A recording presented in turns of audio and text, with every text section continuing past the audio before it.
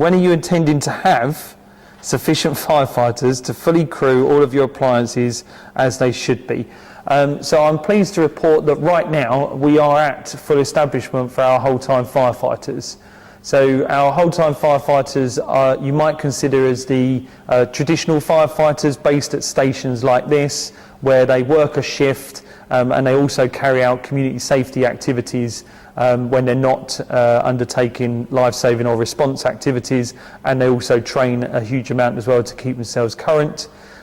We are developing our own people skills to support some of them to become watch commanders or heavy drivers. So there's a lot of work that we need to do around making sure that we have the right skills mix within the workforce. And every watch has a crew commander and a watch commander. We are always recruiting on-call firefighters who respond via a pager, similar to the one that I use, from their home or their workplace when we need them to undertake 999 calls. And there's 10 on-call units around Surrey. If you're interested in becoming an on-call firefighter, then do contact us through our website and we'd love to speak to you. And then we're also always recruiting in our joint fire control. So our joint fire control provides services for not only Surrey Fire and Rescue Service but East and West Sussex Fire and Rescue Services as well, and we're always looking for good people to come and join that team. More information on all of these opportunities can be found on our website, so please get in contact. When will you plan for more open days? Okay, so I would keep an eye on social media channels. There's announcements all the time through mediums such as Twitter, Facebook, Instagram, etc. And they're usually open days, usually near the summer months. But we try and make sure there's an open day generally in each of our fire stations around the county, and there are 25 of those, so there should be plenty of opportunities to get involved. So we're also planning our service open day, so spoiler alert, but that will take place on Saturday the 19th of August at Reigate Fire Station and Ray Park, and it will take place from 10 until 4 p.m. So watch out on social media channels for more information around that. So one of the things we are taking on board from feedback from yourselves via social media is that all of our open days for the first hour will be dedicated to children with additional needs. Can I ask what the United Kingdom Rescue Organisation does? I'm really proud to be the Vice Chair of the UKRO, the United Kingdom Rescue Organisation. We specialise in advancing professional rescue together. So that's working in partnership to make sure that our rescue professionals all over the country, both domestically and also through international work that we do, really gain the best possible skills and capabilities so that they can do absolute benefit to those that they need to protect in their local communities. One of the things that we focus on is education and training. So the main sort of event that culminates on an annual basis run by the UKRO and a host fire and rescue service is known as the National Rescue Challenge. And this is the biggest rescue challenge in the world. It includes disciplines such as vehicle extrication, trauma rescue, water rescue, rope rescue and urban search and rescue. If you want to find out more and get involved, then please go to the website, which if you Google United Kingdom Rescue Organisation, you can gain access to it straight away. Okay, so do you have people in their 50s working in the fire service? Yes, absolutely, and we have actually people that are older than their 50s as well. More recently, we've noted that we have a really significant multi-generational workforce now, and that's because we've brought on a lot of young people as well into the organisation, particularly last year with a big recruitment drive that we undertook. It's important to know that firefighting is not the only career option in the fire and rescue service. So you could be a project manager, you can come and work within our control room, if you're interested in data, if you would like to maintain our vehicles, for example, you can take opportunities like that as well, and that's not going to be limited by your age. And some of these teams are recruiting right now, so please do check out our website. Are there more doors in the world or more wheels? This is probably not my area of expertise, but what I would say is we're in the business of breaking down doors, and if you have any problems whilst you're on your wheels, then call us. So next question is, how has the service changed over your 23 years? So it has changed quite a lot. Particularly, the biggest change has been within our role in prevention, so preventing incidents and emergencies from occurring in the first place, particularly here in Surrey. The perception of the fire and rescue service as well is one that is still purely about responding, and that's something that we need to do better in terms of communicating the wider offer that we can provide to our communities, particularly in that prevention arena.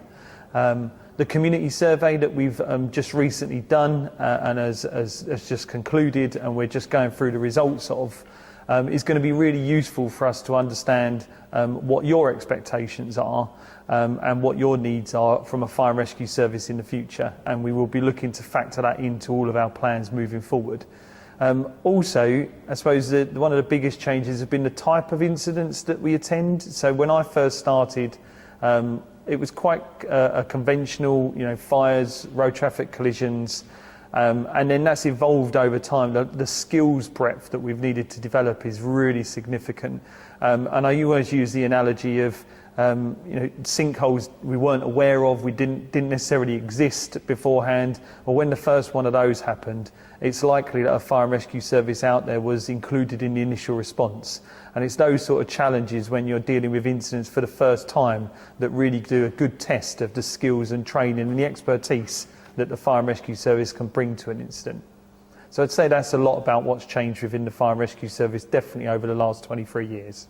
How many pets have you rescued from fires, and what was the most exotic one?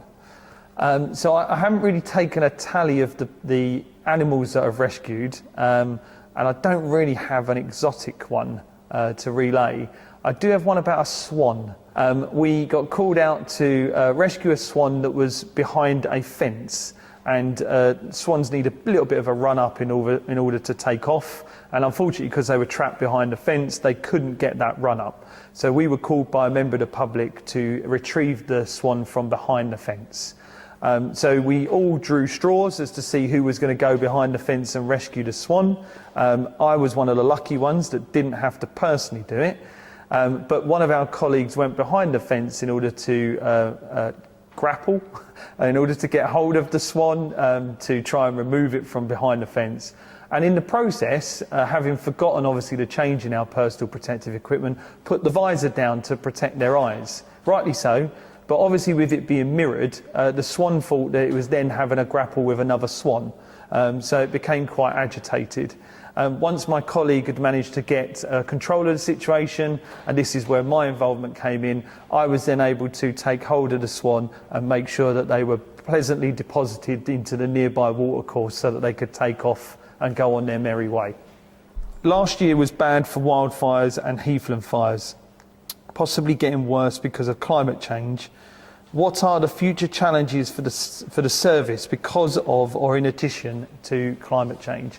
So last year, 2022, was a really significant year in Surrey Fire and Rescue Services history, not least the fire and rescue sector around wildfires. In fact, on the hottest day of the year was the busiest day in the fire and rescue service in Surrey Fire and Rescue Service for 70 years. So it was really significant. So we work in the context of wildfires. We work a lot with land managers and owners to try and help them manage their crops, their land, the fuel in essence more resiliently. And we are going through a process right now of increasing the number of wildfire tactical advisors that we have in the service. So this is people with particular expertise to advise our own teams and those of partners in how to tackle these types of incidents. And we're also investing, and we're one of the first fire and rescue services to do this, investing in specialist firefighting personal protective equipment for wildfires for all of our operational staff. And we're really pleased about being able to enable that investment to keep our staff safe whilst they keep you safe. We're also investing in additional multi-role vehicles. So these are vehicles that can do 4x4, so off-road access, and they will have water capable firefighting capabilities on the back of them that will be really handy to reach some of those really difficult and hard to reach areas of our commons and lovely land that we enjoy. One of the main things we are doing is looking to improve our welfare for our staff. So if we can make sure, as I said, our staff are safe, but also if we look after them really well when they're deploying to incidents like this, then we can make sure that they are better resourced and they can carry on dealing with the incident. It is very arduous conditions sometimes, and our staff can get really fatigued. So we do need to make sure that we look out for them. What I would say is thank you for previous incidents where members of the local community have sort of come forward to assist with that type of work, providing food, water, etc. We really do appreciate it, so thank you. The last thing we wanted to sort of mention was around our land managers and working particularly with partners in the Ministry of Defence who we're working with closely to be able to access specialist resources, such as for the first time last year we used a helicopter in Surrey to drop water on a wildfire. We'd never done that before. We think it's got a place in our future arsenal of tools that we can use to tackle these fires, and that's what we're looking to have in place for 2023.